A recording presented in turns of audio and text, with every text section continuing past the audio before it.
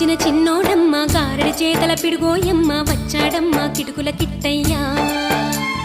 చీరలు దోచిన చిన్నోడమ్మ గారడి చేతల పిడుగోయమ్మ వచ్చాడమ్మ కిటుకుల కిట్టయ్యా